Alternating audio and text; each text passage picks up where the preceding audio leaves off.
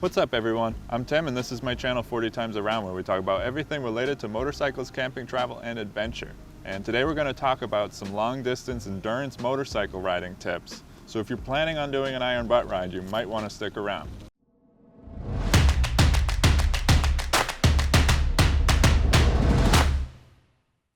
Okay, before we jump into this, if you haven't seen my video talking about the Iron Butt Association and kind of just getting into a little bit about endurance riding contests, you can check it out right here. I kind of talk about my experience with it and what's involved in the process. Today we're going to talk about 10 tips so you can be more efficient and do these endurance contests a little bit safer. So in that video I talked about my Iron Butt ride, taking pretty close to the whole 24 hours allotted. Part of the reason for that is that I took a 3-hour nap in the middle of that ride because I had been up all day and night before I left. Now, more realistically, this Iron Butt ride, and I'm talking about the saddle sore, meaning the 1,000 miles in 24 hours or less, it should really only take between 16 to 18 hours if you're being really efficient. So it's not something that is so overwhelming. And I definitely think that any long distance rider should at least at some point try an endurance riding contest, meaning a large sum of miles in a specific amount of time. And so now let's jump into my 10 tips for endurance riding contests, and make sure to stick around to the end because I'll be giving you some tips for making fuel stops more efficient. Tip number 1 is going to be gear choice, and I'm talking about everything. Your motorcycle gear choice, meaning tires, your brakes, and your overall maintenance. Make sure everything is in good working order, but just as important as that, your riding gear. You want to make sure it's comfortable. You don't want to be breaking in a new helmet on a 1,000-mile ride. You will be ready to throw that thing against the wall by the end of it. Same thing with your jacket. You want it to be broken in, soft, flexible, fitted to your body.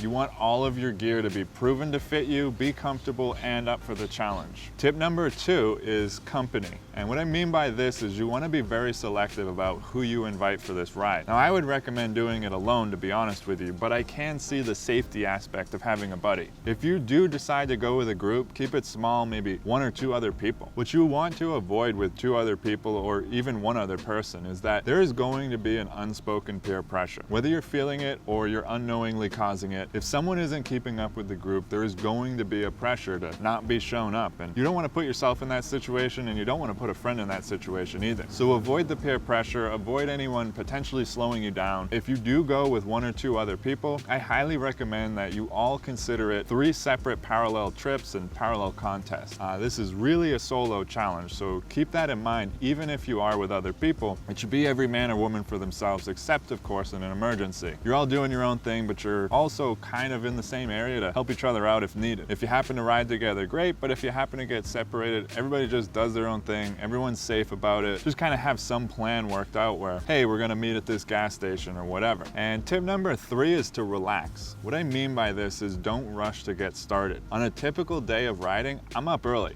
It sets the tone for the day to be productive, to be covering miles and seeing things, doing things, and just being active, right? But what I'm suggesting here is that you relax. Have a nice breakfast in the morning. Don't rush to get out of your house to get started. Remember, the clock doesn't start until the first gas station, so take your time getting there. Set the tone of the day to be relaxing. You have 24 hours. There's no sense in rushing to get started. You want to save time by being the tortoise and not the hare. You don't want to go so fast that you burn yourself out, and pacing yourself getting started is a great way to set the tone for that. Remember, it's an endurance contest, not a race. You may also want to consider starting later in the afternoon or evening. This way, as you go through the day, 16 hours later, and you're at your most tired, it's not going to be pitch black out. So it might actually be a little bit safer this way to just do an overnight. Now you're already 10 hours into it, and you should hopefully be at least 500 miles into it. And now you have the whole rest of the day, all of that daylight to get the rest of your mileage in. And another part of relaxing is going to be physically relaxing when you're on the motorcycle. What I like to do is kind of cycle through a few different positions, you know, legs forward, legs back, feet on the crash bars, stretching my hamstrings. Once in a while, I'll actually scoot back on the passenger seat. You know, you can lean forward, lean back. Sometimes I'll put this hand down for a while and then I'll switch and put my other hand down. I do a lot of different things and I'm just constantly cycling through. You don't ever want to sit in one position for so long that it becomes uncomfortable, because now that position is pretty much off the table. You won't have access to that position because as soon as you get into it, it's going to be uncomfortable. So stay on top of it, stay ahead of it, and just keep moving when you're on the bike. And tip number 4 is intake options. What I mean by this is be aware of what you're consuming. Drink a lot of water, just skip the Red Bull, avoid the inevitable crash that comes with it, because this is gonna be a long day. And if you start drinking Red Bull early early on, you're gonna be so tired a few hours into it that you're just gonna wanna sleep. So you also want to avoid big meals because this is going to slow you down and it's gonna make you tired and it's gonna eat up a lot of your time. You wanna stick to snacks, preferably healthy snacks. And also, not necessarily healthy, but you may wanna keep some Starburst or something sour in your tank bag just to pop in your mouth once in a while, and it'll just kind of zap some life back into you when you need it. Tip number 5 is take it in small chunks. And what I mean by this is that the whole thing, this whole endurance contest is going to be, I would say, about 95% mental. What you wanna do by taking it in small chunks is find the smallest amount of mileage to attack. What I'll do is I'll go through and look at my odometer, I'll look at the GPS to the next gas station or whatever it's set to, and I'll look at road signs that may say 60 miles to such and such town. And what I'll do is I'll pick the smallest number. Let's say there's a sign that says 60 miles to Denver. My odometer is reading 80 miles and it's counting up, so it's 20 miles from the next 100, and my GPS is counting down from, let's say, 100. So I'm gonna pick the smallest number out of those to focus on and attack that first, and then pick the next one and attack that. So I'm just gonna be thinking about 20 miles at a time or 30 miles at a time, and this way you're never attacking it in such a big chunk that it becomes overwhelming and just daunting. Another thing I'll do is I'll kind of lie to myself and say, okay, I'll do 100 miles and then I'll stop and reward myself with a break. I'll go 100 miles, I'll say, you know, that wasn't so bad, I'll do another 20. And then I'll do about 30 more miles and stop. So you wanna keep the breaks to a minimum also. 10 breaks is kind of excessive. Try to keep it to like 8, maybe 9. You know, try to do 120 miles at a time and maybe even throw in a tank drainer, depending on how big your tank is. On my ride, I did a 200-mile stretch and I still had like 25 miles to go in my tank. So take it overall in big chunks, but just think about it in smaller chunks. Just be aware of your route. You want to know that there is a gas station if you're pushing it to those limits, especially out here where I live. I could push it to where I only have 20 miles to empty and I could be in the middle of nowhere, 50 miles from the nearest gas station. You want to make sure that you know where the next gas station is. Number one, you don't want to overshoot it and run out of gas, but you also don't want to sell yourself short and stop sooner than you have to because you weren't sure if there was another station. Tip number 6 is know your limit. Know when you need to stop. Just be safe. This should really be at the forefront of your mind. Safety, safety, safety. You need to know when you're getting tired. Know the signs to look for. When I'm driving at night and I start seeing the white lines blurring together, it's time to pull over. Get some water and take a little break. And you know, this can be really tricky. Sometimes I get stuck on the highway. I don't know if you've ever experienced this, but I know I get this way where I'm so tired that I can't decide which exit to take. You know, if I'm driving through the middle of the night and I'm thinking, okay, I'm getting tired, I'll stop at the next gas station, but I don't see the gas station soon enough, so I miss the exit and okay, I'll stop at the next exit. And it just kind of goes on and on and on like that. And you just get so tired that you're not actually capable of making cohesive decisions. And you need to learn to recognize that and pull over, sleep, eat something, drink some coffee, whatever you have to do to get back on track. Tip number 7 is to meditate. And you can actually do some breathing exercises while you're on the bike. Some things to just pass some time and relax yourself. I'll actually, believe it or not, if I'm starting to get a little tired, I'll just kind of shout in my helmet and it just kind of gets the blood pumping, it gets my adrenaline up, and it's not like yelling or screaming or anything. It's just kind of like a like that, and it wakes me up and gets my blood moving. And it's just a little trick I use. I know it seems silly to be driving down the highway shouting and chanting in your helmet, but it does really work and it really does help me. Just remember, this is not a race, it's an endurance contest, so be sure to take breaks when you need them. Push yourself when you can, but just pace yourself. And remember, this is going to be more of a mental feat, so you have to pace your brain, relax your mind, and stay focused on the bike and safety. Tip number 8 is to consider everything as a tool. In other words, if it doesn't serve you, ditch it. Don't carry it, don't eat it, don't do whatever.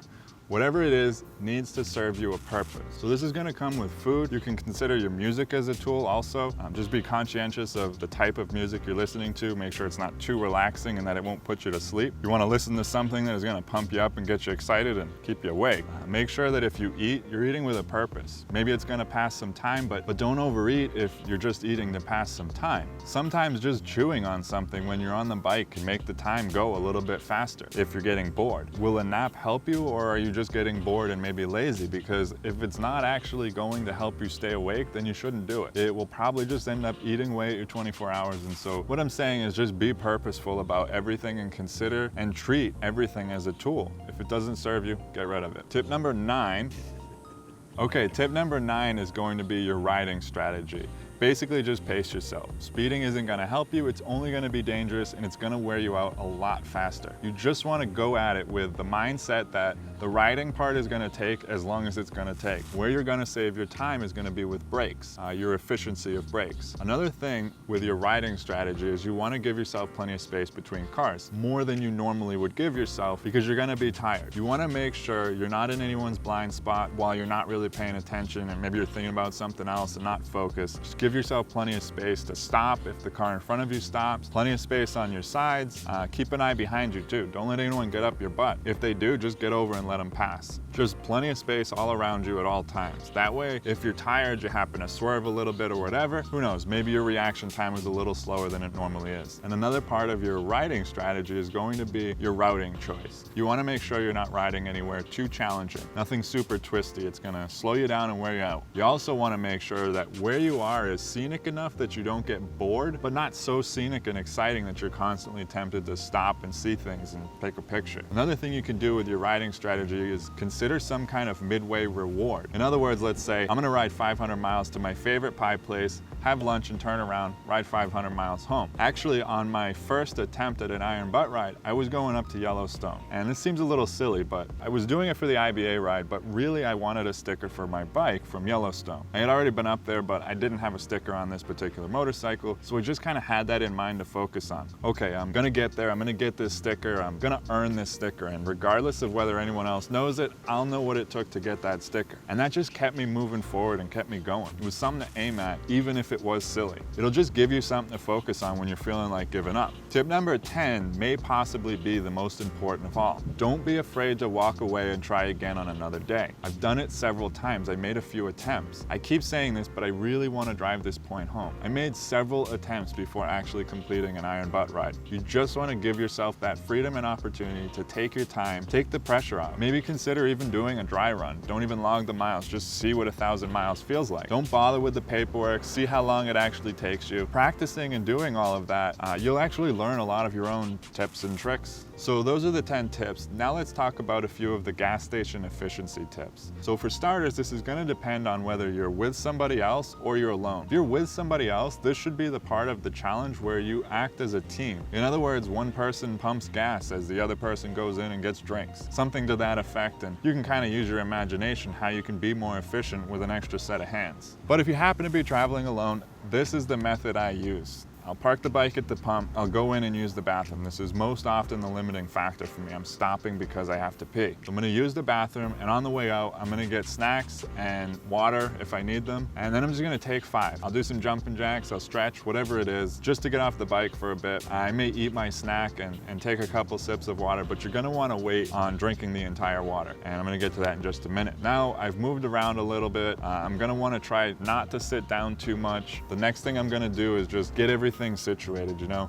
My luggage is squared away, my music is all set up, everything's good to go. I'm not gonna need to stop and get my sunglasses out in 5 minutes. And once you get all of that in order, go ahead and pump your gas, make sure you get your receipt, then go ahead and chug the rest of your water and put your helmet on last. And the reason you're gonna chug your water second to last is that it will buy you at least a little bit more time before you need to use the bathroom again. But also, chugging a nice cold bottle of water will help wake you up and kind of zap you a little bit before the next stretch of riding. So that's why I reserve that for just before I take off. And as far as putting the helmet on, besides the obvious limiting factors of wearing a helmet around a gas station, you're gonna wanna get as much time out of the helmet as possible. No matter how comfortable, no matter how expensive the helmet is, you will want as much time out of that helmet as you can get, and that's why the helmet is off first and on last. So another thing you might wanna try, at least a few times throughout the day, is to skip the water part, and on your next gas station break, don't use the bathroom, don't even take the helmet off. Just gas up, get your receipt, and keep going. I can do this in like 5 minutes, and so on the next leg of riding, it's really easy to offset that 5 minutes and buy myself a little extra downtime for later on when I might need it more. Another trick is to park at the closest pump to the gas station door for obvious time-saving reasons, but another tip is while approaching the gas station, you're gonna wanna survey the situation. Look around and see where everything is. You may even be able to see the bathroom from the parking lot and see if there's a line. Maybe you should pump your gas first and wait it out a little bit. These little things will shave a noticeable amount of time off of your rest stop. So my favorite gas station is a QT, and they have about 3 floor plans, so whenever I walk into one,